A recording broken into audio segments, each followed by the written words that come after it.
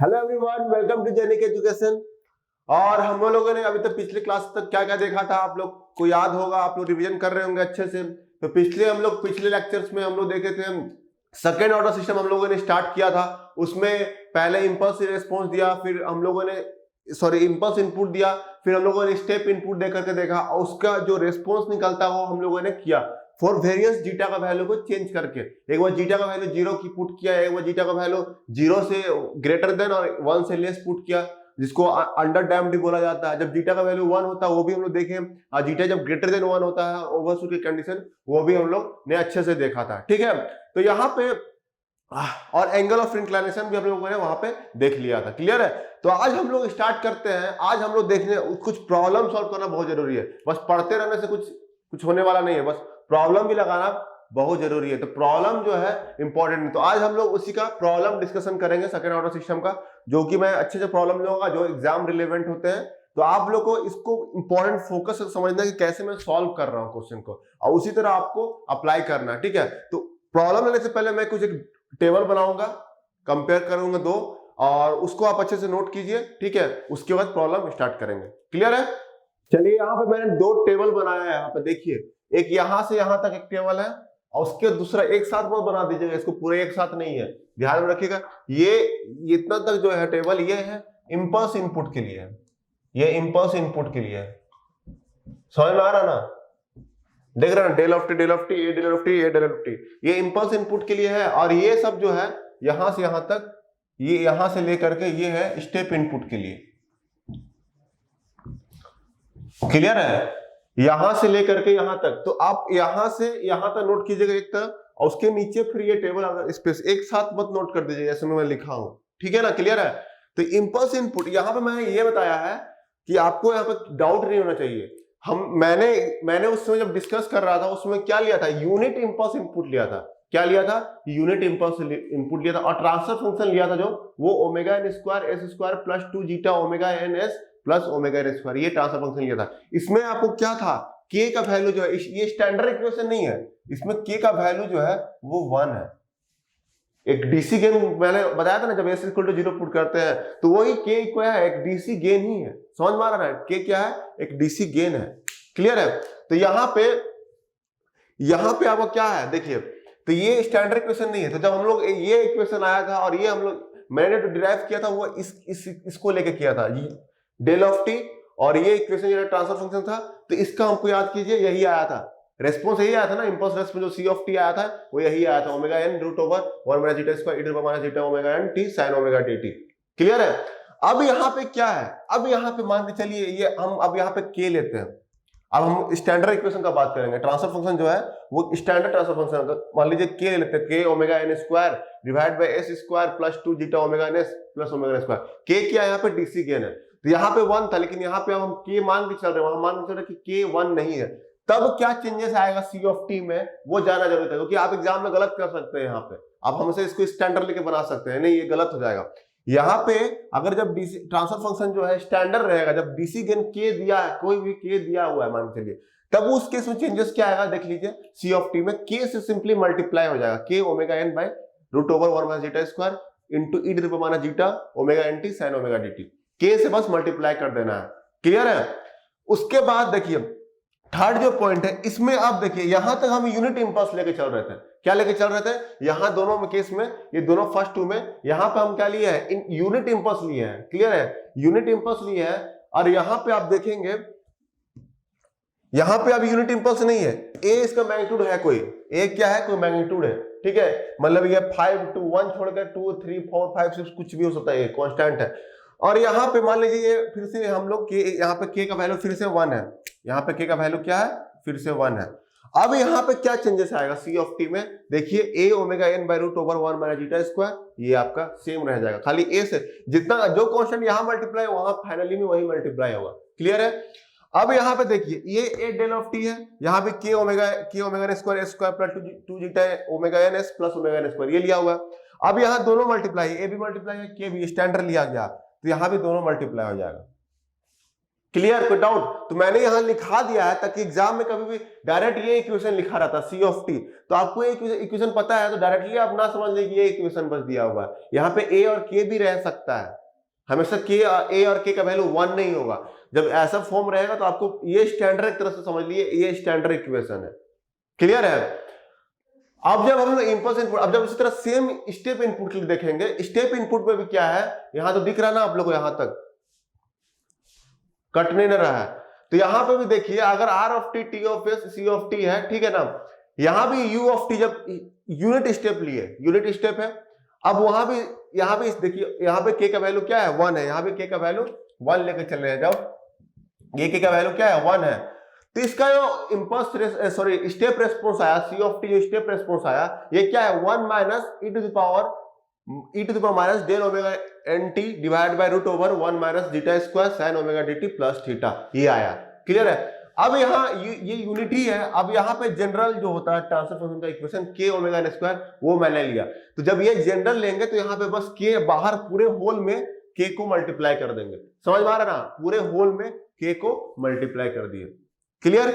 उसी तरह आप देखिए यहाँ पे अब यूनिट इंपल्स नहीं है, सपोज 5, ये सपोज 2 3 4 5 कुछ भी रह सकता है यू ऑफ टी, ठीक है, अब यूनिट नहीं रहा, ये 2 3 5 कुछ भी ए का कोई वैल्यू है, अब ये जो है इसमें के का वैल्यू फिर से गेन का वैल्यू के 1 है, तो सी ऑफ टी क्या निकलेगा, अब यहां सिंपली ए से मल्टीप्लाई हो जाएगा पूरा ये में, होल जो सी ऑफ टी था उसमें ए से मल्टीप्लाई कर देंगे। क्लियर है?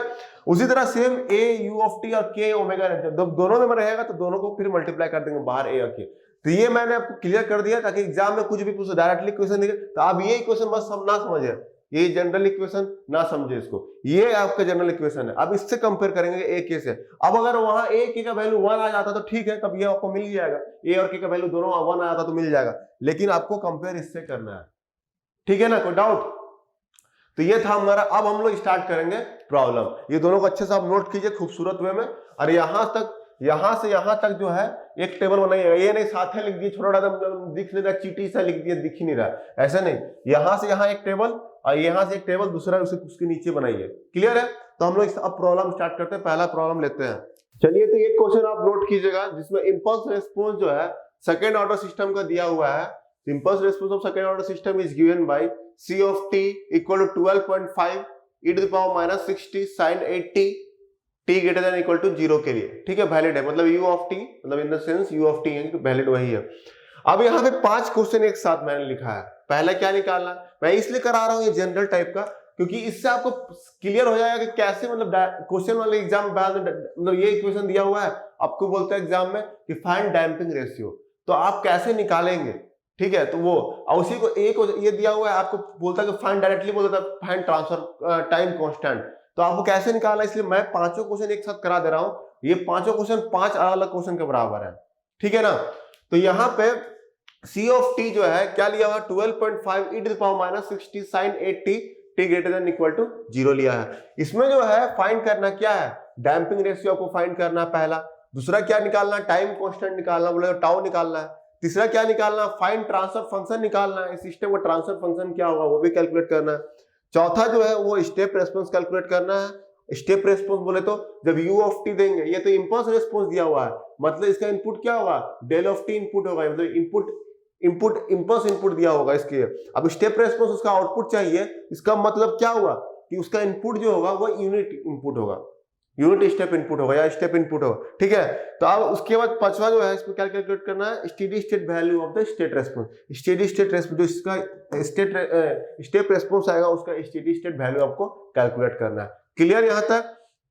तो हम लोग स्टार्ट करते हैं, चलिए हम बहुत अच्छा फ्रेश माइंड से स्टार्ट करते हैं। आप लोग क्वेश्चन अच्छे से नोट कीजिए और एक बार अपने से ट्राई करने की कोशिश कीजिए, रफ है वो ट्राई करने, गलती तो होता ही रहता है, आप खुद से ट्राई करेंगे तो सोचेंगे ज्यादा, मतलब सोचेंगे, उसको सोचने से आपको थिंकिंग एबिलिटी अगर बढ़ेगा तो एग्जाम में बहुत जल्दी आपको कोई भी क्वेश्चन को आप अच्छे से बना मतलब सोच सकते हैं, तुरंत मतलब बना सकते हैं। अगर सोचेंगे ही नहीं तो क्वेश्चन अपने से बनाना बहुत मतलब टाइम लगेगा फिर आपको सॉल्व करने में, इसलिए सोचिए कैसे बनता है, ठीक है।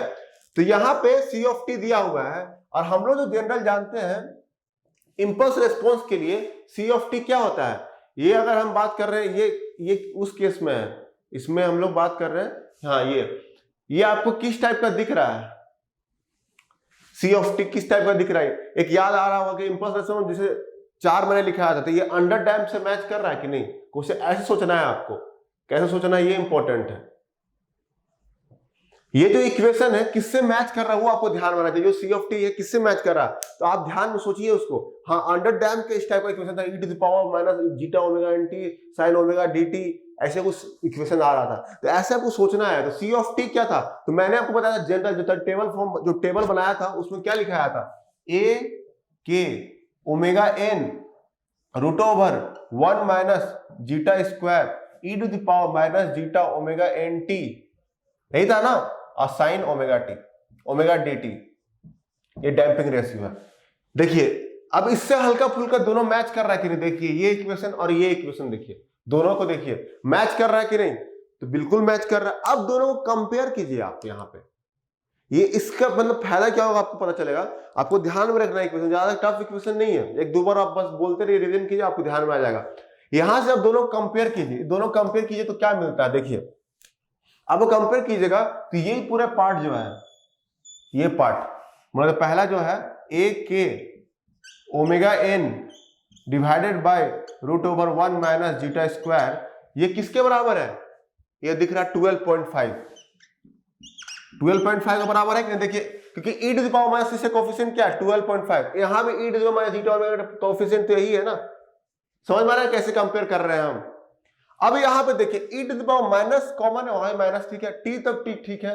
अब यहाँ 6 है और यहाँ पे क्या है, ये है जीटा ओमेगा n। दूसरा पॉइंट आपको कंपेयर करने से क्या पता चल गया, जीटा ओमेगा n जो है that is equal to 6। Zeta omega n किसके बराबर है, 6 के बराबर है।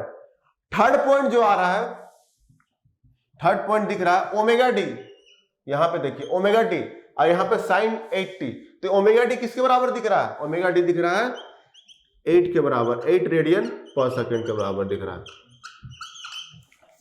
कोई डाउट यहां तक बताइए, मैंने कैसे कंपेयर किया वैसे ही आपको सोचना है।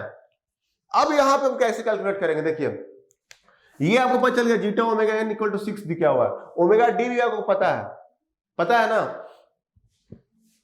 तो अब कैसे कैलकुलेट होगा आप सोचिए एक बार। देखिए हमको पता है ओमेगा डी इक्वल टू क्या होता है, मैंने आपको लिखाया था डैम्पिंग फ्रीक्वेंसी इक्वल टू क्या होता है, omega n root over 1 minus zeta square, यही होता है कि ना, आपको बताया था मैंने एक बार। अब इसको क्या कीजिए दोनों तरफ इसको, अब इसमें क्या दिया हुआ देखिए यहां पे देखिए जीटा ओमेगा एन का रिलेशन पता है हमको, तो यहां से आप कैलकुलेट कर रहे, देखिए मैं क्या कर रहा हूं, इसको स्क्वायरिंग कीजिए दोनों साइड, स्क्वायरिंग कर दीजिए दोनों साइड, दोनों तरफ स्क्वायरिंग कीजिएगा तो क्या हो जाएगा, omega d square omega n square 1 minus zeta square. इसमें घबराने वाली बात नहीं है। देखिए मैं इसलिए करा रहा हूं, आप लोग लग रहा हो सर ये तो हमारे एग्जाम के जेईई के रिलेवेंट नहीं है, लेकिन ये क्वेश्चन इसलिए करा रहा हूं क्योंकि आपको क्लियर हो जाएगा, जो मैं पढ़ाया उससे क्लियर हो जाएगा, कॉन्सेप्ट क्लियर हो जाएगा, हर चीज, कुछ भी छोटा चीज आपको पूछ सकता है। ये होगा कि नहीं, स्क्वायरिंग कीजिए, दोनों तरफ स्क्वायरिंग करेंगे तो ओमेगा डी का स्क्वायर ओमेगा स्क्वायर इतना हो जाएगा कि नहीं, हो गया। अब यहां पे क्या कीजिए आप, ओमेगा डी का वैल्यू क्या है 8, तो 8 का स्क्वायर कर दीजिए इसको, और यहां पे ओमेगा एन का वैल्यू क्या है यहां पे ओमेगा, इसको इसके अंदर मल्टीप्लाई कर देते, omega n square minus omega n square zeta square, यही आएगा। क्लियर है, मल्टीप्लाई कर दिया अंदर, ये 8 था, 8 दिया हुआ, 8 का स्क्वायर कर दिया। अब यहां पे देखिए जीटा ओमेगा एन का वैल्यू कितना दिया हुआ है, जीटा ओमेगा एन का वैल्यू 6 दिया हुआ है, तो यहां पे 8 का स्क्वायर और ये ओमेगा एन का स्क्वायर, और ये क्या हो जाएगा जीटा ओमेगा एन का होल स्क्वायर, लिख सकते हैं ना, इसको लिख सकते हैं। अब यहां पे क्या हो जाएगा 8 का square, this is equal to omega n square, और जीटा ओमेगा एन कितना 6 है, तो 6 का स्क्वायर हो जाएगा। क्लियर है, तो ओमेगा एन स्क्वायर कितना हो जाएगा, यहां पे देखिए ओमेगा स्क्वायर 8 का स्क्वायर प्लस 6 का स्क्वायर, यही आएगा। तो बोले तो कितना हो गया, इसका करेंगे तो ओमेगा एन इक्वल टू आ जाएगा 10 रेडियन पर सेकेंड। नेगेटिव वाला वैल्यू नहीं लेंगे हम लोग, ओमेगा एन क्या आ जाएगा 10 रेडियन। हमको ओमेगा एन पता चल गया कितना आ गया 10 रेडियन पर सेकेंड। 8 का स्क्वायर 64 प्लस 36, 64 प्लस 36 कितना होता है 100, और 100 का रूट लेंगे तो 10 आएगा, तो 10 रेडियन पर सेकेंड आ गया कितना, इसका ओमेगा एन का वैल्यू आ गया 10 रेडियन पर सेकेंड। क्लियर, अब यहां हमको ओमेगा एन का वैल्यू पता चल गया है। अब इसको यहां पुट कर दीजिए आप, तो जीटा इक्वल टू क्या आ गया, zeta omega n equal to 6 पता है, और ओमेगा एन का वैल्यू कितना है 10 है, तो यहां पे zeta equal to 6 by omega n आ गया, तो 6 बाई 10 आ गया, तो जीटा का वैल्यू क्या हो गया 0.6। जीटा का वैल्यू क्या हो गया 0.6 हो गया। क्लियर है? तो पहला जो डैम्पिंग रेशियो निकालना था, डैम्पिंग रेशियो तो मतलब जीटा ही होता है ना, जीटा का वैल्यू हो गया 0.6 मिल गया हमको। कोई दिक्कत? तो कैसे कैलकुलेट, देखिए मैं कैसे अप्रोच कर रहा हूं, थोड़ा लंबा है आपको लग रहा होगा, लेकिन जो एई का प्रिपरेशन कर रहे हैं स्टेट एई का, वो लोग के लिए इंपॉर्टेंट है। स्टेट एई वाला लोग ऐसा क्वेश्चन आता है वो लोग का, कंपेयर करके आप डायरेक्टली यहाँ पे कैलकुलेट कर सकते हैं। तो जीटा का वैल्यू क्या आ गया 0.6 आ गया, तो पहला का आंसर हमको मिल गया, दैट इज इक्वल टू 0.6। तो 0.6 बोले तो कब होता है ये, किसके रेंज के बीच बीच में, 0 से लेके 1 के बीच में है ना, तो कब होता है 0 से 1? जीटा का वैल्यू जब 0 से 1 के बीच में है तो क्या होता है उसको अंडर डैम्प, तो है ना अंडर डैम्प, हम लोग वेरीफाई भी हो गया, अंडर डैम्प में तो यही होता है ना। अंडर डैम्प में मतलब क्या होता है 0 से लेकर के 1 के बीच जीटा का वैल्यू होता है, तो 0.6 आया, हम लोग वेरीफाई करेक्ट भी हो गया। अगर यहाँ पे आप चेक भी कर रहा था, अगर जीटा का वैल्यू 1 से ग्रेटर आता है या 0 आया था तो हम लोग का रॉन्ग हो जाता है यहाँ पे, मतलब हम लोग कैलकुलेशन कहीं मिस्टेक किए हैं, ये चेक करने का भी तरीका है एक तो। क्लियर है? अब यहाँ पे हमको क्या मिल गया, ओमेगा एन का वैल्यू पता चल गया, मैं यहां रब कर रहा हूं। क्लियर है? देखिए मैं बता रहा हूं, आप लोग अच्छे समझिए इस चीज को, और जो भी अगर डाउट हो तो पूछिए हम लोग ग्रुप में। आप लोग का कोई डाउट नहीं आता है, मतलब ज्यादा आप लोग लगता पढ़ नहीं रहे ठीक से। ठीक है, तो ओमेगा एन का वैल्यू क्या आया था 10 रेडियन पर सेकेंड, यही आया था। ठीक है, ओमेगा एन 10 रेडियन पर सेकेंड, और जीटा का वैल्यू हम निकल गया क्या 0.6, दोनों निकल गया, हमने निकाल लिया था। सेकेंड पॉइंट क्या दिया हुआ है, टाइम कांस्टेंट। टाइम कांस्टेंट याद है? तो मैंने उस दिन बताया था आपको टाइम कांस्टेंट का टाउ इक्वल टू क्या होता है 1 बाई अल्फा होता है, सॉरी सिग्मा नहीं, 1 बाई अल्फा ये होता है ना। टाइम कांस्टेंट का रिलेशन क्या होता है 1 बाई अल्फा होता है, ये आपको उस दिन मैंने आपको अच्छे से बताया था, 1 by alpha that is tau, ये टाइम कांस्टेंट है। समझ में आ रहा है टाइम कांस्टेंट? अब अल्फा इक्वल टू क्या था, वही मैंने बताया था, अल्फा इक्वल टू होता है क्या जीटा ओमेगा एन। बताइए क्या होता है, जीटा ओमेगा एन होता है कि नहीं?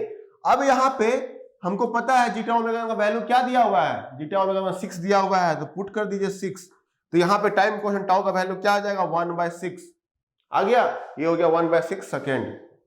मतलब इसका अगर डिवाइड करेंगे तो 1/6 से कितना हो जाएगा 0.1 0.16 ऐसे समथिंग आएगा। समझ में आ रहा है? डिवाइड करेंगे तो 0.06 हाँ 0.16 समथिंग आएगा, तो ये भी हमको निकल गया time constant that is 0.16 second आ गया ना। क्योंकि देखिए time constant equal to 1 by alpha, तो मैंने उस दिन बताया था आपको अच्छे से, मैं सारा चीज जब थ्योरी बता रहा था उसमें बताया था। और अल्फा का वैल्यू क्या होता है जीटा ओमेगा एन होता है, जीटा ओमेगा एन का वैल्यू क्या है दिया हुआ है 6 है, 6 पर पुट कर दीजिए अल्फा का वैल्यू, आपका आंसर आ जाएगा दैट इज 1/6 इक्वल टू क्या हो गया जितना सेकेंड, इसका यूनिट सेकेंड होता है। क्लियर यहां तक? कोई डाउट? अब यहां पे आपको ये लग रहा होगा, यहां पे ये लग रहा होगा कि सर यहां पे omega n by root over 1 zeta, ये 12.5, ये ए और के का वैल्यू क्या है, ये आपको लग रहा होगा कि ए और के का वैल्यू क्या है। ठीक है, अभी इसको ऐसे रहने दीजिए, अभी थोड़ा देर के बाद पता चल जाएगा। थर्ड में वो क्या निकालना, find transfer function. Transfer function find करना किसका, सिस्टम का। ये आपको दिया हुआ है सी ऑफ टी दिया हुआ है, और ये फाइंड ट्रांसफर फंक्शन निकालना है। और इनपुट क्या है, इंपल्स इनपुट है, तो यहां पे जो इनपुट है देखिए यहां पे Genic Prime is the new features by Genic Education where you will get 450 plus video series questions explanation, Prime Facebook group for doubt solving, assignments, live sessions and many more. If you are interested then visit website and join quickly. For any query call on 9837933283. ऐसे ही रहता है, negative by default negative लेके चल रहा है, और ये है जी ऑफ एस और ये है ऐसे, तो ये नेगेटिव फीडबैक है, मैंने यही तो अज्यूम किया था नेगेटिव फीडबैक, और ये आर ऑफ एस और यहां सी ऑफ एस। ठीक है, यही होता है। अब आर ऑफ एस क्या होगा, आर ऑफ टी का वैल्यू क्या है, डेल ऑफ टी है ना, तो आर ऑफ एस क्या हो जाएगा, इसका वैल्यू, इसका लाप्लास ट्रांसफॉर्म 1 हो जाता है डेल ऑफ टी का। तो सी ऑफ एस यहां पर ट्रांसफर फंक्शन क्या हो जाता है, ट्रांसफर फंक्शन होता है C of s by R of s, क्या होता है C of s by R of s होता है। तो या तो आर ऑफ एस का वैल्यू क्या है 1 है, तो हमको सी ऑफ एस चाहिए, सी ऑफ एस चाहिए, मतलब हमको सी ऑफ टी तो पता ही है, सी ऑफ टी क्या है, यही तो सी ऑफ टी है। इसका अगर हम लोग इनवर्स लाप्लास ट्रांसफॉर्म निकाल ले, इसी का अगर इनवर्स लाप्लास ट्रांसफॉर्म निकाल ले, इसी का हम लाप्लास ट्रांसफॉर्म ले ले, सी ऑफ टी दिया हुआ है ना, तो इसका लाप्लास ट्रांसफॉर्म ले लेंगे तो सी ऑफ एस मिल जाएगा कि नहीं, क्योंकि यहाँ पे ट्रांसफर फंक्शन तो वही होता है, सी ऑफ एस के बराबर होता है, क्योंकि आर ऑफ एस क्या है, यहाँ पे आर ऑफ एस तो 1 है। तो हम क्या करेंगे, सी ऑफ टी दिया हुआ है हमारा, सी ऑफ टी क्या दिया हुआ है 12.5 e to the power minus 6t sin 8t, यही दिया हुआ है। अब इसका हम लोग लाप्लास ट्रांसफॉर्म लेते हैं, लाप्लास ट्रांसफॉर्म लेते हैं तो क्या होगा, सी ऑफ एस मिलेगा कि नहीं मिलेगा, बताइए आप लोग, सी ऑफ एस मिलेगा। अब ये सी ऑफ एस जो है यही तो ट्रांसफर फंक्शन है ना, तो ट्रांसफर फंक्शन यही तो है, transfer function that is equal to c of s यहाँ पे, ठीक है। अब इसका आपको मेन है लाप्लास ट्रांसफॉर्म निकालना है, कुछ ज्यादा टफ नहीं है इसका लाप्लास ट्रांसफॉर्म, सिंपल है, मैंने आपको बताया था अच्छा से। इसका जो लाप्लास ट्रांसफॉर्म होगा क्या होगा, पहले साइन का क्या होता है, साइन ओमेगा टी का क्या होता है बताइए आप लोग, ये होता है आपका क्या, बोलिए, omega by s square plus omega square, यही होता है ना। अब इसी में क्या किया हुआ है समझिए, e to the power minus a t multiply किया हुआ, e टू द पावर, इसी में क्या है मल्टीप्लाई किया हुआ, e to the power minus a t. तो एटी का मतलब क्या होता है, एस को एस प्लस ए से हमको रिप्लेस करना है, जहां भी एस है उसको एस प्लस ए से रिप्लेस करना है, e to the power minus a t का। तो यहां पे e to the power minus a t sine omega t equal to क्या हो जाएगा, omega by s plus a का whole square plus omega square, यही तो होगा ना, omega by s plus a का whole square plus omega square. इसको रिप्लेस कर दिया हम, बस कुछ नहीं करना है यहाँ पे, वही यहाँ पे सेम होगा, 12.5 यहाँ आएगा आपका, इनटू यहाँ पे साइन 8 हो जाएगा, तो 8 हो जाएगा यहाँ पे क्या, बस, और यहाँ पे ये 6 है तो s प्लस 6 का होल स्क्वायर हो जाएगा, सेम वहीं पे पुट कर दी जा रही है, 8 का स्क्वायर हो जाएगा। कोई डाउट यहाँ पे, कोई दिक्कत तो बताइए, दिक्कत नहीं आना चाहिए, क्योंकि मैं अच्छे से बता रहा हूं, सबको अच्छे से क्लियर कर रहा हूं, कोई दिक्कत नहीं होना चाहिए यहाँ पे। और यहाँ पे अब क्या कीजिएगा, ट्रांसफर फंक्शन इक्वल टू आपका निकल गया, इतना आपको लाप्लास ट्रांसफॉर्म जानना पड़ेगा, क्योंकि ये सिंपल मैंने कराया भी है कैसे होता है, और आपको इतना पता होना चाहिए। आप लोग डिप्लोमा वाले लोग सोच रहे होंगे सर मेरा मैथ्स नहीं है, लेकिन हमको पता है कि आप लोग इतना लाप्लास ट्रांसफॉर्म पढ़ते हैं, इतना अगर नहीं पढ़े तो मैंने आपको बता दिया है लेक्चर 2 में, लेक्चर 2 में अगर नहीं है तो लेक्चर 2 जाकर देखिए, ठीक है ना। तो ट्रांसफर फंक्शन जो होता है इसमें क्या गया, इसको मल्टीप्लाई कीजिएगा तो 100 आएगा, और divide by s square plus 36 plus कितना हो जाएगा 12s प्लस 64, यही ना होगा। तो ट्रांसफर फंक्शन क्या आ गया आपका, 100 by s square plus 12s plus 100, ये आ गया ट्रांसफर फंक्शन। तो फर्स्ट थर्ड भी हम लोग कैलकुलेट कर लिए, क्या, transfer function is equal to 100 by s square plus 12s plus 100, ये हमारा ट्रांसफर फंक्शन आ गया। क्लियरली आ गया, कोई दिक्कत तो बताइए आप लोग, कोई दिक्कत नहीं होना चाहिए। अब ये ट्रांसफर फंक्शन आया, इसको अभी हम रब करते हैं, यहाँ पे इसको हम रब कर रहे हैं, किया ना, इसको मैंने रब कर दिया। अब उसको अच्छे से नोट कर लीजिएगा, पहले पॉज करके नोट कर लीजिएगा, क्योंकि मैं रब कर दिया हूं इसको, ठीक है ना। पढ़िए आप लोग, मतलब इंजॉय मतलब थोड़ा कुछ एग्जाम निकालिए, अच्छा लगेगा आप लोग को खुद। यहाँ पे आपका क्या है, इसको मैं यहाँ पे आपको मिटा देता हूं फिलहाल। ट्रांसफर फंक्शन क्या आया था, ट्रांसफर फंक्शन आया था, क्या आया था, 100 by s square plus 12s plus 100, यही आया था ना ट्रांसफर फंक्शन। अब यहाँ पे अब ट्रांसफर फंक्शन आ गया, डायरेक्टली यहाँ भी कैलकुलेट कर सकते हैं। आपको इसको कंपेयर कीजिए, याद है ट्रांसफर फंक्शन क्या होता है, omega n square by k omega, यही तो स्टैंडर्ड होता है ना transfer function, k omega square by s square plus 2 zeta omega n s plus omega n square, यही होता है कि नहीं बताइए। अब यहां पे अगर हम कंपेयर करें तो यहां से भी आपको निकल जाएगा 2 zeta omega n equal to क्या है 12 आ गया, और omega n square equal to क्या दिया हुआ है 100 हो गया।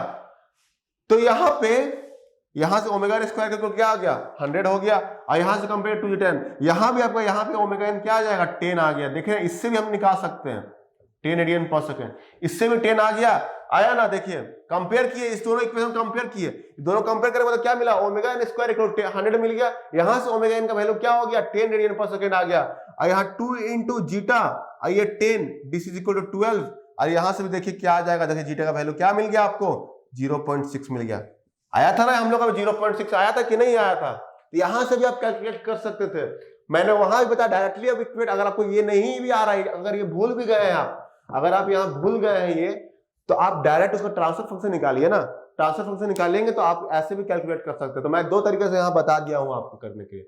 अब यहाँ पे अगर आपको पूछा इसका डीसी गेन क्या होगा, बोले तो के का वैल्यू क्या निकलेगा, तो 0 पुट कीजिए, इसको अगर 0 पुट कीजिएगा, यहाँ पे 0 पुट कीजिएगा तो क्या होगा, ये पार्ट 0, ये पार्ट 0, तो यहाँ पे क्या आ गया, गेन का वैल्यू क्या आ गया, डीसी गेन का वैल्यू, डीसी गेन का वैल्यू 1 आ गया। बोले तो के का वैल्यू भी 1 आ गया, यहाँ पे के का वैल्यू भी क्या हो गया, 1 आ गया। तो यहाँ पे जो आएगा के का वैल्यू क्या था, यहाँ पे के का वैल्यू भी 1 हो जाएगा। यहाँ पे हम जो जनरल लिखे हैं इसमें क्या है, के का वैल्यू 1 है, लेकिन यहाँ पे के का वैल्यू 1 है। समझ में आया कि नहीं क्या बताना चाह रहा है यहाँ पे। अब देखिए, अब ये पता चलेगा यहाँ पे क्या है। अब यहाँ पे हमको के का वैल्यू क्या मिल गया था, 1 आ गया, के का वैल्यू क्या आ गया, 1। अब एक हमको बोलता है फाइंड द वैल्यू ऑफ ए, यहीं पे क्वेश्चन बोलता है find the value of A, capital इसका वैल्यू निकालना है आपको, ठीक है। हम के का वैल्यू निकाल दिया, डीसी गेन कितना आया था, के आया, के का वैल्यू 1 आया। अब यहाँ बोला ए का वैल्यू कितना होगा, तो ए इंटू के का वैल्यू 1 है तो 1 पुट कर दीजिए, इंटू ओमेगा एन का वैल्यू कितना है, 10 आया था, 10 कर दीजिए, इंटू 1 माइनस 0.6 का whole square that is equal 12.5, यही है ना। अब यहां से ए का वैल्यू क्या आ जाएगा, यहाँ का भी ए का वैल्यू देखिएगा, कैलकुलेट करेंगे ना इसको, इसका भी वैल्यू 1 आ जाएगा, ए का वैल्यू भी 1। मतलब यहाँ पे ये कौन से केस से, अगर टेबल जो बनाया था इसमें कौन सा केस वैलिड हो रहा है, पहला ही वाला केस। इंपल्स एक्सप्रेशन को याद रखिए, टेबल जो बनवाया था दो ठो, उसमें पहला ही वाला केस में था ना, ए इक्वल टू 1 और के का वैल्यू भी 1 था यहाँ पे, तो पहले ही केस को सेटिस्फाइड कर रहा है। क्लियर हुआ कि नहीं, यहाँ पे 1 इंटू 10, यहाँ पे क्या हो जाएगा, ए का वैल्यू भी आपका 1 आ जाएगा। क्लियर है, कोई डाउट तो बोलिए यहाँ पे, यहां तक कोई डाउट, मैंने ट्रांसफर फंक्शन निकाल के बता दिया, अच्छे से मैंने यहाँ पे बता दिया सारा चीज। अब हमको पता चल गया है क्या, कि ए का वैल्यू जो है, ए का वैल्यू भी 1 है और के का वैल्यू भी 1 है। हम मतलब मान के चल रहे हैं कि दोनों का वैल्यू क्या हो गया, 1 हो गया, हमको इतना पता चल गया है। ठीक है, तो अब हमारा देखते हैं क्या, अगर हम निकाले, अब हमको क्या निकालना है, चौथा पॉइंट देखिए यहाँ इसका चौथा पॉइंट क्या है, स्टेप रेस्पॉन्स निकालना है। बोले तो क्या, सी ऑफ टी निकालना है, कब का, जब इनपुट क्या होगा, अब इंपल्स इनपुट नहीं, इनपुट क्या होगा, इनपुट जब स्टेप इनपुट दिए हैं हम लोग, स्टेप इनपुट दिए हैं तब निकालना है। तो स्टेप रेस्पॉन्स वही होता है ना, स्टेप इनपुट जब देते हैं। तो सी ऑफ टी डायरेक्टली अगर आपको फॉर्मूला याद है तो आप फॉर्मूला से जा सकते हैं, फॉर्मूला से डायरेक्टली आप जा सकते हैं। तो फॉर्मूला क्या होता है, इसका डायरेक्टली फॉर्मूला होता है a k 1 minus e to the power minus zeta omega n t divided by root over 1 minus zeta square sine omega d t plus theta, यही तो था ना। अब डायरेक्टली इससे कैलकुलेट कर सकते हैं, कैसे कैलकुलेट करेंगे, तो ए का वैल्यू हमको पता भी निकाले 1 है, तो ये दोनों 1 हो जाएगा, तो ये दोनों 1 हो गया, कोई दिक्कत नहीं है।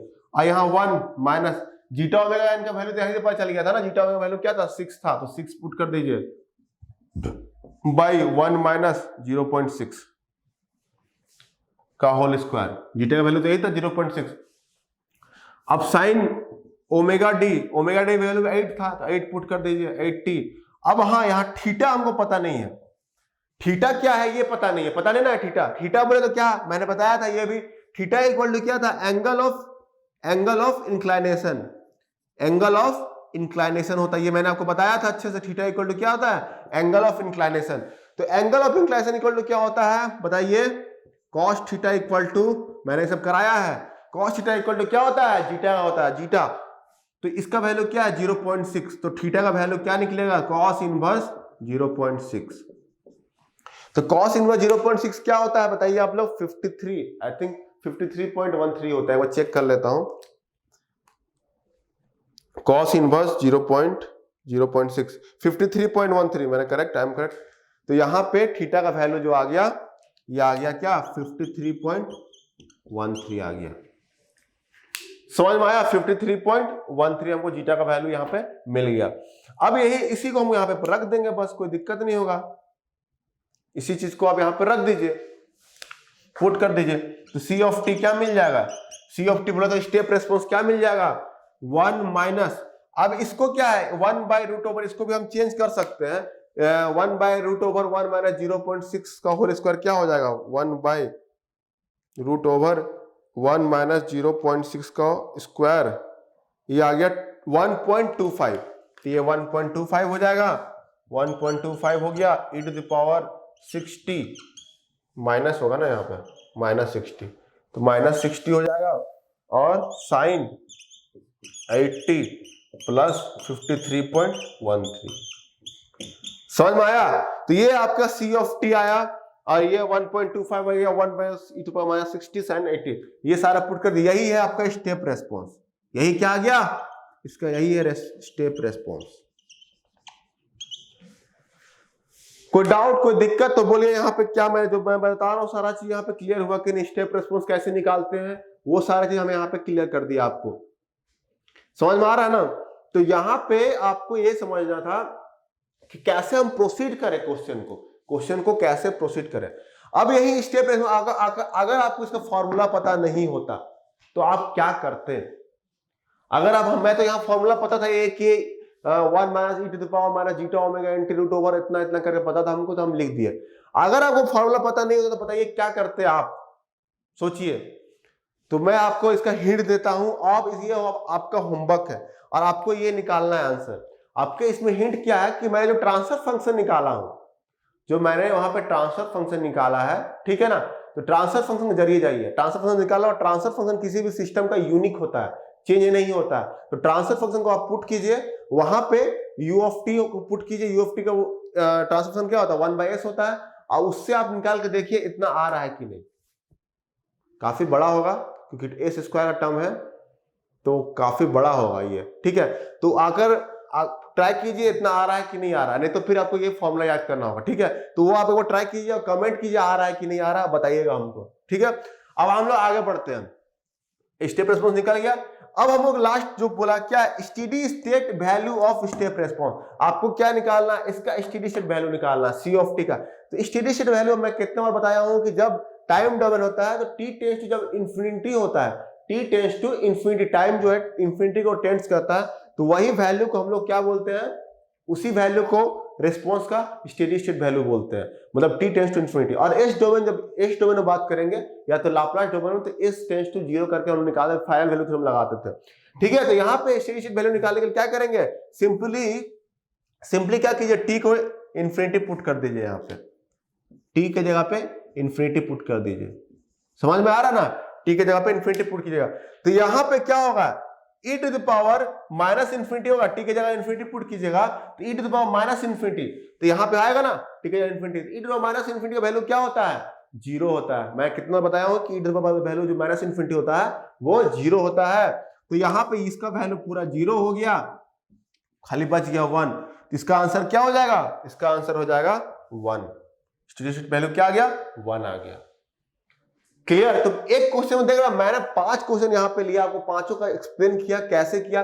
डैम्पिंग रेशियो, टाइम कांस्टेंट मैंने दो तरीके से बताया निकाल करके, ट्रांसफर फंक्शन निकाल के बताया आपको, स्टेप रेस्पॉन्स कैसे निकालती है बताया आपको, वो ट्रांसफर फंक्शन वाला उसको कैलकुलेट करके खुद से बताना है आ रहा है कि नहीं, देखिए चेक कीजिए आ रहा है कि नहीं, उतना आंसर आना चाहिए, बिल्कुल आएगा, काहे नहीं आएगा, बिल्कुल आएगा। और स्टेडी स्टेट वैल्यू जो है स्टेप रेस्पॉन्स का देखिए यहाँ पे t टेंड्स टू 1 होता है, जो इंफिनिटी जो है उसका वैल्यू 1 हो जाएगा, ठीक है? तो मैंने एक ही क्वेश्चन में जिक्र आया, तो यहाँ पे आपको समझना ये था कि कैसे मैं प्रोसीड कर रहा हूँ क्वेश्चन पे, वो इंपॉर्टेंट था। आपको जरूरी है जानना कि सोचना जरूरी थोड़ा, क्योंकि जो एयू के प्रिपेयर कर रहे जेई वालों के लिए तो ये नहीं है, क्योंकि सिंपल क्वेश्चन आते हैं जेई वालों का, उसके लिए मैं करा रहा हूँ क्वेश्चन, लेकिन ये एयू वालों के लिए ये सब क्वेश्चन आपको इंपॉर्टेंट है, ठीक है? तो आप इसको ध्यान में दीजिए, अच्छे से तैयारी कीजिए। अब अगला क्वेश्चन हम लेते हैं। चलिए यहाँ पे 2 क्वेश्चन मैंने और लिया है, इधर क्वेश्चन नंबर 2 और क्वेश्चन नंबर 3 लिया है मैंने यहाँ पे, ठीक है? तो क्वेश्चन नंबर 2 में आप यहाँ पे देखेंगे, इसमें आपको फाइंड करना है कौन सा करेक्ट ऑप्शन है, और यहाँ क्वेश्चन नंबर 3 में जो है मैच करना है आपको कि कौन सा एक तरफ पोल लोकेशन दिया हुआ है, दूसरी तरफ रेस्पॉन्स दिया हुआ है, ठीक है।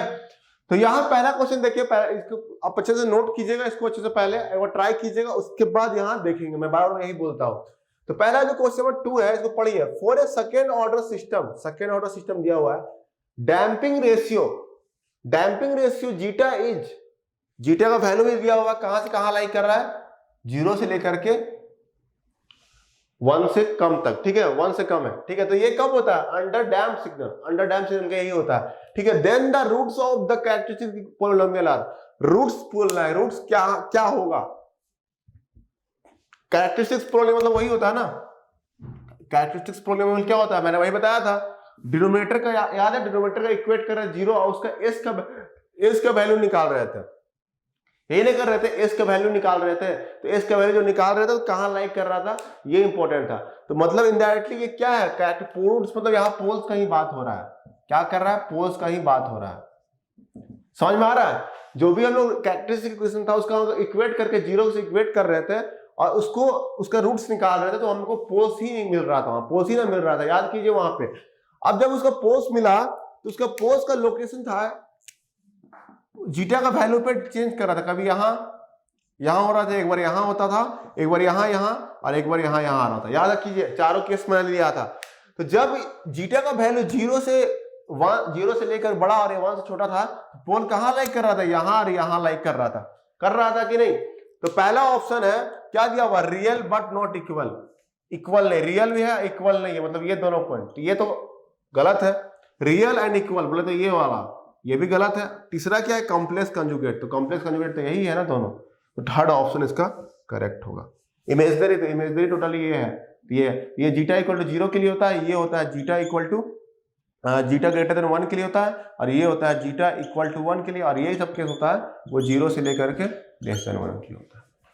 समझ में आ गया, इसका ऑप्शन क्या हो गया, सी हो गया। तो देखिए क्वेश्चन कैसे फ्रेम हो जाता है, पोल्स के लोकेशन से भी क्वेश्चन फ्रेम हो जाता है, ठीक है। अब यहाँ पे दूसरा क्वेश्चन जो दिया हुआ है, मैच द फॉलोइंग दिया हुआ है, क्या दिया हुआ, मैच द फॉलोइंग। इसमें पोल्स लोकेशन दिया हुआ है ए पार्ट में, और बी पार्ट में आपका रेस्पॉन्स दिया हुआ है, उसका जो रेस्पॉन्स निकलता है वो रेस्पॉन्स यहाँ पे दिया हुआ है।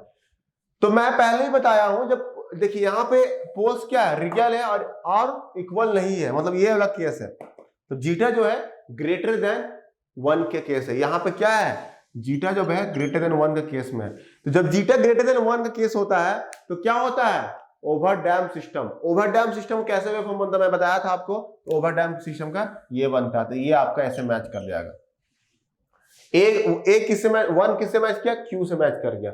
आपको याद रखना, इसलिए मैं वेवफॉर्म कराया हूं, ताकि आप वेवफॉर्म को भी ध्यान में रखें कि वेवफॉर्म कैसे बनता है, ठीक है। दूसरा पॉइंट क्या दिया हुआ है, देखिए यहाँ पे दिया है, ये कब केस होता है, अभी मैंने यहाँ बताया, ये कब केस होता है, जब 0 जीटा 1 के बीच में होता है, ठीक है।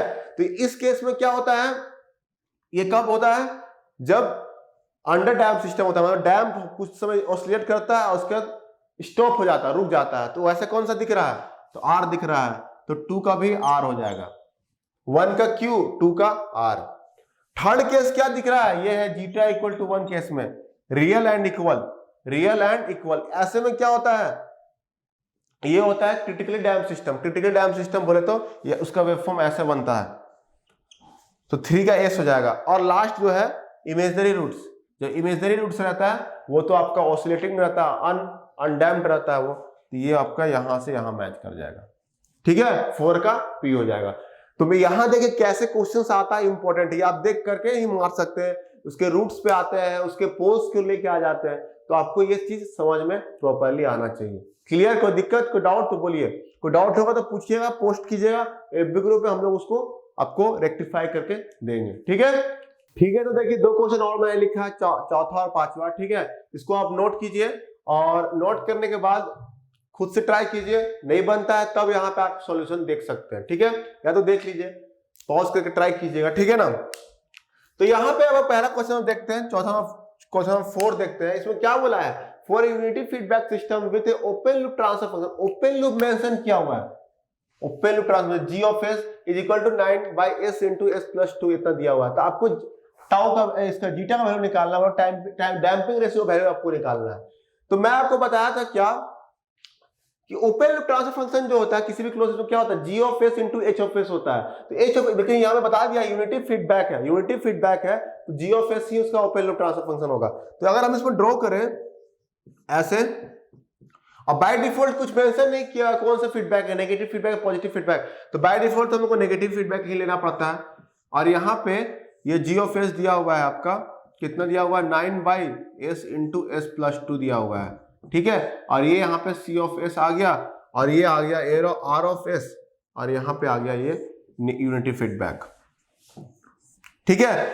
अगर आपको जीटा का वैल्यू निकालना है तो देखिए मैं कैसे कर रहा हूं जीटा का वैल्यू, यहाँ पे इसका ट्रांसफर फंक्शन निकालिए, ट्रांसफर फंक्शन निकालिए तो क्या हो जाएगा, G of s by 1 plus G of s, यही होगा ना, इंटू एच ऑफ एस भी होता है, तो एच ऑफ एस का वैल्यू 1 है तो कोई दिक्कत नहीं है। अब यहाँ पे 9/s square plus 2s divide by 1 plus 9/s square plus 2s, यही आएगा।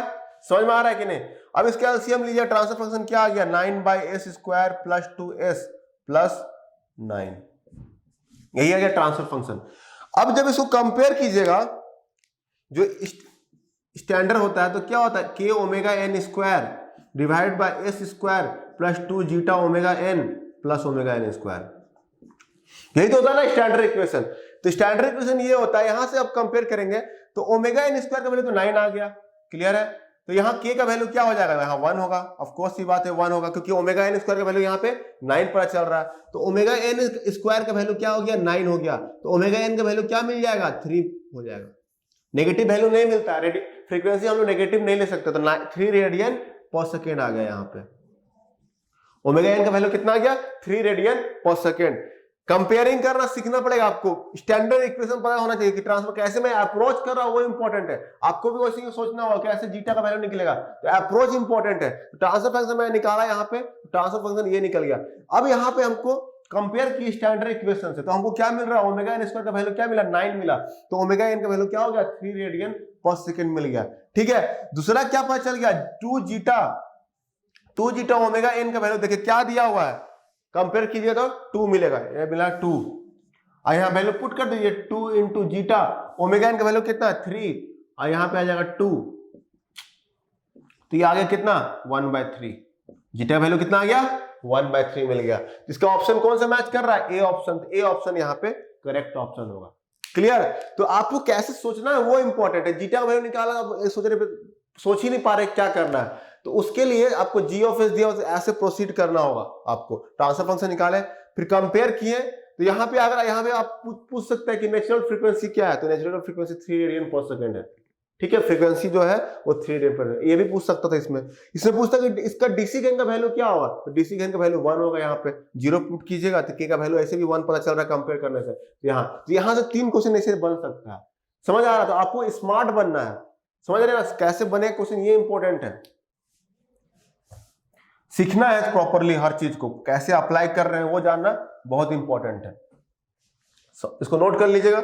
अगला क्वेश्चन जो देखते हैं, अगला क्वेश्चन क्या है देखिए, if the characteristics equation of a closed loop system is S square plus 2s plus 2 दिया हुआ है, ठीक है, कैरेक्टरिस्टिक इक्वेशन दिया हुआ है। आपको बोल रहा है then the system is, system क्या होगा, ओवर डैम्प्ड होगा, क्रिटिकली डैम्प्ड होगा, अंडर डैम्प्ड होगा, अनडैम्प्ड होगा, ठीक है। इसका 2 मेथड है, इसका 2 मेथड है, मेथड 1 और मेथड 2। तो मेथड 2 आपको सॉल्व करना, ये आपका होमवर्क रहेगा, और उसको आपको बताना है, कमेंट में बताना है कि आया कितना उसका और क्या है। तो मेथड 1 जो है, इसमें मैं क्या करूंगा, मेथड 1 में क्या है कि कैरेक्टरिस्टिक इक्वेशन है। तो कैरेक्टरिस्टिक इक्वेशन क्या होता है, डिनोमिनेटर ही तो होता है ना, यही ट्रांसफर फंक्शन। ट्रांसफर फंक्शन क्या होता है, ट्रांसफर फंक्शन तो होता है यही ना, होता है ओमेगा n स्क्वायर के omega n square by s square plus 2 zeta omega n plus omega n square, यही होता है 2 जीटा ओमेगा n एस भी आता है। तो यही तो कैरेक्टरिस्टिक डिनोमिनेटर, ट्रांसफर फंक्शन का जो होता है डिनोमिनेटर, यही तो होता है, डिनोमिनेटर को ही हम लोग कैरेक्टरिस्टिक इक्वेशन बोलते हैं कि नहीं। तो यहाँ पे कैरेक्टरिस्टिक इक्वेशन दिया हुआ, मतलब ये पार्ट दिया हुआ एस स्क्वायर, तो ये S square plus 2s plus 2 दिया हुआ हमको पता है, ठीक है। अब इससे हम कंपेयर कीजिए, कंपेयर करेंगे इसको, तो यहां से क्या पता चल रहा है आपको, 2 जीटा ओमेगा n का वैल्यू क्या है 2 दिया हुआ है, और ओमेगा n स्क्वायर का वैल्यू क्या दिया हुआ है 2 दिया हुआ है। समझ में आ रहा है तो ओमेगा एन का वैल्यू क्या हो गया, √2 आ गया, √2 रेडियन पर सेकेंड आ गया। ओमेगा एन का वैल्यू √2 रेडियन पर सेकेंड आ गया। यहां पे आप उसी तरह पुट कर दिए, जीटा को यहां पुट कीजिएगा तो क्या होगा, 2/2/√2 आ गया। ये कैंसिल हो जाएगा। √2 का वैल्यू क्या होता है 1.414, तो 1/1.414। इसका वैल्यू तो लेस देन 1 ही आ रहा है और 0 तो होगा नहीं। इसका ऑप्शन क्या होता है, इसका रेंज निकालेंगे तो क्या होगा, 0 से लेकर के ये जीटा का वैल्यू कोई लेस देन 1 ही आएगा ना, मतलब लेस देन 0 पॉइंट समथिंग कुछ आएगा, समझ रहे हैं। इसका मतलब क्या हो गया, कौन सा सिस्टम होता है, ये अंडर डैम सिस्टम होता है। तो option C is the correct option. Clear है। यहाँ पे क्या किया मैंने, s² 2s को कंपेयर, वही कैरेक्टरिस्टिक इक्वेशन दिया हुआ, ये भी कैरेक्टरिस्टिक इक्वेशन होता है, डिनोमिनेटर और ट्रांसफर फंक्शन भी कैरेक्टरिस्टिक इक्वेशन ही होता है। यहां से कंपेयर किए दोनों को और यहां से हम देखें 2 जीटा ओमेगा एन का वैल्यू क्या है, 2 है, यहाँ कंपेयर किए तो, और ओमेगा एन स्क्वायर का वैल्यू क्या आ गया, 2 आ गया। यहां से हमको ओमेगा एन का वैल्यू क्या मिल गया, 2 मिल गया, और 2 जीटा ओमेगा यहाँ पे 2/2 इतना मिल गया। तो हमको जीटा का वैल्यू जो है लेस देन 1 मिला। तो लेस देन 1 का मतलब क्या होता है, और 0 तो आ नहीं सकता है, तो वो कब होता है, अंडर डैम के ही केस में होता है। आपको याद करना होगा, ध्यान में रखना होगा, अंडर डैम केस में, अनडैम में जीटा का वैल्यू 0 होता है, क्रिटिकल डैम जीटा का वैल्यू 1 होता है, और ओवर डैम में क्या होता है, जीटा का वैल्यू ग्रेटर देन 1 होता है। ठीक है, तो ऑप्शन सी हो गया। मेथड 2 क्या है, इसमें रूट से जा सकते हैं हम। मेथड 2 क्या है इसमें, मेथड 2 जो है आप रूट से जा सकते हैं, खुद से सॉल्व कीजिएगा मेथड 2। इसका रूट्स निकालिए, इसका क्या कीजिएगा आप, रूट्स निकालिए। एस का 2 वैल्यू आएगा आपका, वो देखिए कहां लाई कर रहा है। अगर इसे कॉम्प्लेक्स कंजुगेट बनता है तो आपका अंडर डैम सिस्टम होगा, मैं बताया हूं। तो आप रूट से इसको सॉल्व कीजिए। मेथड 2 या आपको सॉल्व करना है, इसका रूट्स निकालिए, देखिए कहां लाई कर रहा है, जहां उसका पोजीशन होगा लोकेशन का, उसके हिसाब से आप डिसाइड कर सकते हैं कि अंडर डैम सिस्टम होगा, ओवर डैम सिस्टम होगा, क्रिटिकल डैम सिस्टम होगा। तो इसका अगर सी ऑप्शन है तो हम बता सकते हैं कि इसका रूट जो है ऐसे कॉम्प्लेक्स कंजुगेट में आएगा। क्लियर है। तो इसका लेकिन वैल्यू क्या आएगा ये आपको कैलकुलेट करना है, और ये आपको होमवर्क रहेगा, आप उसको सॉल्व कीजिए। कमेंट कीजिए कि आपको कैसा लगा पूरा वीडियो और कैसे क्वेश्चंस थे ये भी बताइए, ताकि आगे हमको हेल्प मिलेगा। आप लोग कमेंट नहीं कर रहे हैं, अब हमको लग रहा है डाउट भी नहीं पूछ रहे, मतलब आप ध्यान नहीं दे रहे कंट्रोल सिस्टम को, ये लगता है। लेकिन आपको इसमें फोकस करना पड़िए, ध्यान से पढ़िए। हम लोग पूरा एकदम अपना एफर्ट लगा रहे हैं इसके पीछे, आप लोग भी उसका शो कीजिए, एफर्ट शो कीजिए। आप लोग भी प्रॉपर बताइए कैसा आपको लग रहा है ये सब चीज का, ठीक है। आप फीडबैक देते रहिए, ठीक है। तो ये था हमारा सिस्टम। अब स्टार्ट करने वाले हैं, प्रॉब्लम हो गया यहाँ पे खत्म। अब हम लोग अगला क्लास में स्टार्ट करेंगे टाइम डोमेन पैरामीटर्स, जिसमें डिले टाइम, राइज टाइम देखेंगे, बहुत सा peak overshoot, maximum peak overshoot, ये सब हम लोग देखने वाले, अंडरशूट देखेंगे। तो ये सब का आपको अगले क्लास में डिस्कस करूंगा। क्लियर। तब तक धन्यवाद, थैंक यू, जुड़े रहिए जेनिक से।